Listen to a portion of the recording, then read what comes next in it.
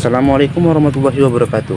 Nama saya Rahmat Sunandar dengan NIM 856608693. Di sini saya akan melakukan kegiatan praktikum yang berjudul simbiosis. Yang mana simbiosis dibedakan menjadi 3 macam. Yang pertama simbiosis mutualisme, yang kedua simbiosis komensalisme, dan yang ketiga simbiosis parasitisme. Yang mana simbiosis merupakan interaksi antara dua makhluk hidup yang berbeda jenis dalam jangka waktu yang lama. Yang pertama, simbiosis mutualisme, hubungan antara makhluk hidup yang saling menguntungkan. Contohnya, tanaman bunga dan kupu-kupu. Yang kedua, simbiosis komensalisme, yang merupakan hubungan antara dua makhluk hidup yang saling menguntungkan. Contohnya, pohon sawit dan rumput pakis. Dan yang ketiga, simbiosis parasitisme, yang mana merupakan hubungan antara makhluk hidup yang menguntungkan satu pihak dan merugikan pihak lain. Contohnya tanaman bayam dan ulat. Untuk lebih jelasnya, berikut kegiatan praktikum yang saya lakukan. Simbiosis mutualisme, hubungan antara dua makhluk hidup yang saling menguntungkan. Di sini ada tanaman bunga dan kupu-kupu. Dia kupu-kupu sedang terbang ya.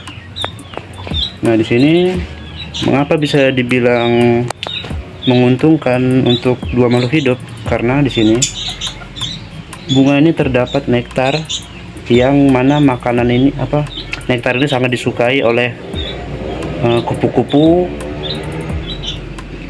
sehingga sewaktu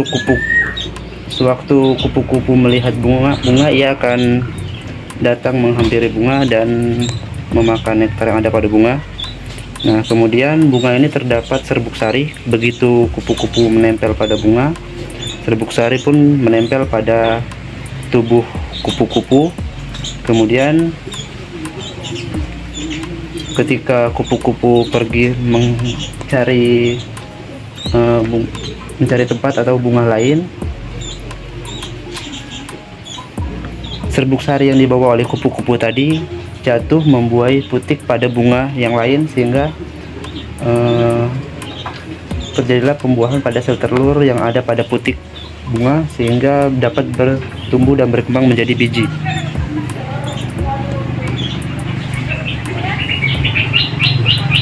Begitulah terjadinya simbiosis mutualisme antara kupu-kupu dan bunga. Selanjutnya, kegiatan praktikum simbiosis komensalisme, hubungan antara dua makhluk hidup yang saling menguntungkan, yaitu contohnya pohon sawit dan rumput pakis.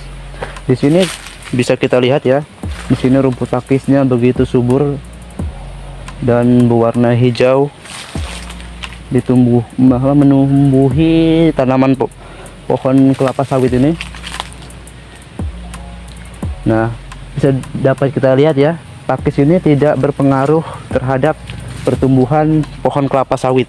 Di sini batang pohon kelapa sawit tetap tumbuh dengan subur, berbuah, dan dapat diperhatikan juga di sini daunnya sangat hijau, yang berarti rumput pakis ini tidak mempengaruhi pertumbuhan dan perkembangan pohon kelapa sawit ini. Jadi inilah simbiosis, contoh simbiosis komensalisme, yang mana hubungan antara dua makhluk hidup yang saling menguntungkan. Di sini pakis tumbuh subur